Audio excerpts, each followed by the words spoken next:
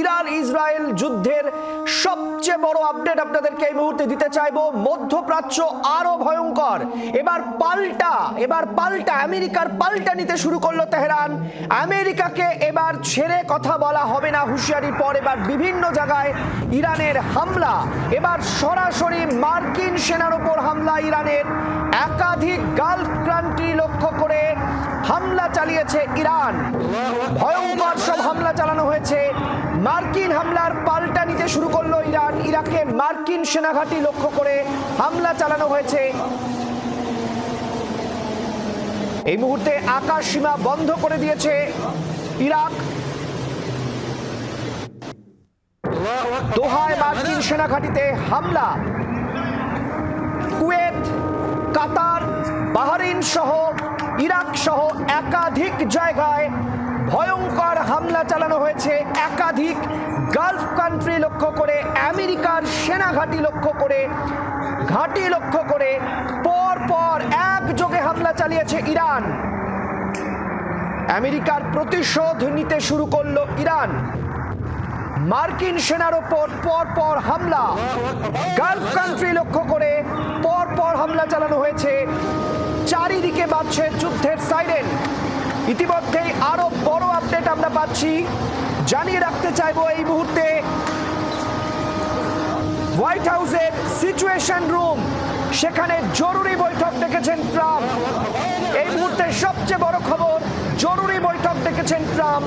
Situation রুমে national সিকিউরিটির জরুরি বৈঠক ডাকলেন ট্রাম্প। এবং গোটা ঘটনায় যে ইরানের হামলা, এই হামলায় ইতিমধ্যেই আমরা যেটা জানতে পারছি, কাতার তারা কিন্তু এই মুহূর্তে বিবৃতি জারি করেছে। বিবৃতি জারি করে তারা বলেছে ইরানের এই হামলার তীব্র নিন্দা করা হচ্ছে। কাতারের দোহার পাশে যে আল উদিদ যে এয়ারবেস, মার্কিন এয়ারবেস, সেখানে এই হামলার তীব্র নিন্দা করা হচ্ছে। এবং ইতিমধ্যেই আল আনসারি, যিনি কিনা কাতারের মিনিস্ট্রি অফ ফরেন অ্যাফেয়ার্সের তরফ থেকে মজিদ আল আনসারি, তিনি এই মুহূর্তে বিবৃতি জারি করে বলেছেন এই ঘটনার তীব্র নিন্দা করি। তাহলে কি এবার সরাসরি ইরান ভার্সেস আমেরিকা? ইতিমধ্যেই আজকে রাশিয়া কিন্তু হুমকি দিয়ে রেখেছে ইরানকে যাবতীয় সাহায্য করা হবে, প্রয়োজনে একাধিক দেশ ইরানকে পরমাণু অস্ত্র সরবরাহ করবে। তাহলে কি এবার বিশ্বযুদ্ধ আসন্ন?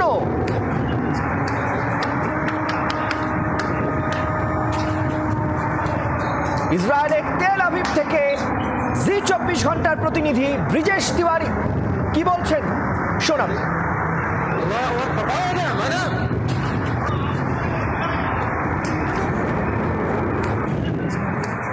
यूएस ने लगातार शुरुआत से इस बात को लेकर बोला था कि आसमान हमारा है, सब कुछ हमारा है और हमें जो खलीफा हैं ईरान के, उनके बारे में पुख्ता जानकारी है।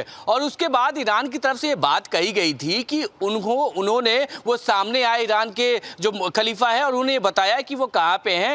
उन्होंने अपना एक बयान जारी किया और उसके बाद लगातार यूएस भले इस बात को लेकर दावा करता रहा है कि उसने अटैक किया और अटैक करने के बाद जो रिपोर्ट्स बता रही थी कि शायद ईरान इस मामले को लेकर रिटेलिएट नहीं करेगा, लेकिन जो अब खबरें आई हैं, लगातार अटैक हो रहा है और अटैक के बाद ये ईरान ने भी अपने आप को, अपने सिटीजन्स को ये बताने की कोशिश की कि वो कमजोर नहीं है। যে ছবি আপনাদের দেখাচ্ছে এই মুহূর্তে, মধ্যপ্রাচ্যের যুদ্ধ আরো ভয়ঙ্কর। ইসরায়েল নয়, এবার আমেরিকা যে হামলা চালিয়েছিল 3 পরমাণু কেন্দ্রে, সেই হামলার প্রতিশোধ নিতে শুরু করলো তেহরান। ইসরায়েল ইতিমধ্যেই অ্যাডভাইজারি জারি করা হয়েছে মার্কিন দূতাবাসের তরফে কাতারে। ভারতীয় দূতাবাস কাতারে, তারা বলছেন ভারতীয়রা যেন এই পরিস্থিতিতে কেউ বাইরে না বেরোয়, প্রয়োজনে সোশ্যাল মিডিয়ায় নজর রাখুন, আপনাদের সঙ্গে যোগাযোগ করা হবে। এই মুহূর্তে আরো ভয়ঙ্কর হয়ে গেল যুদ্ধ পরিস্থিতি। ইরান ইসরায়েল যুদ্ধ এবার ছড়াচ্ছে কার্যত গোটা বিশ্বে। একাধিক গালফ কান্ট্রি লক্ষ্য করে কুয়েত, বাহরাইন, ইরাক সহ একাধিক দেশে হামলা, মার্কিন সেনাঘাঁটি লক্ষ্য করেই হামলা চালিয়েছে ইরান। ইতিমধ্যে সিচুয়েশন রুমে জরুরি বৈঠক ডেকে ফেলেছেন ডোনাল্ড ট্রাম্প। তাহলে কি আজ রাতেই আরো বড় যুদ্ধ? নিশ্চয়ই দাঁড়িয়ে দাঁড়িয়ে দেখবে না রাশিয়া চীন। তারা কি সরাসরি এবার ইরানের পক্ষ ধরে পাল্টা হামলার পথে যাবে? ভয়ঙ্কর হতে চলেছে পরিস্থিতি। আর ব্যাটলফিল্ড থেকে জি24 ঘন্টার প্রতিনিধি, তিনি প্রতিদিন প্রতি সেকেন্ডে আপডেট দিচ্ছেন। বাংলার আওয়াজ, বাঙালির আবেগ, জি24 ঘন্টা।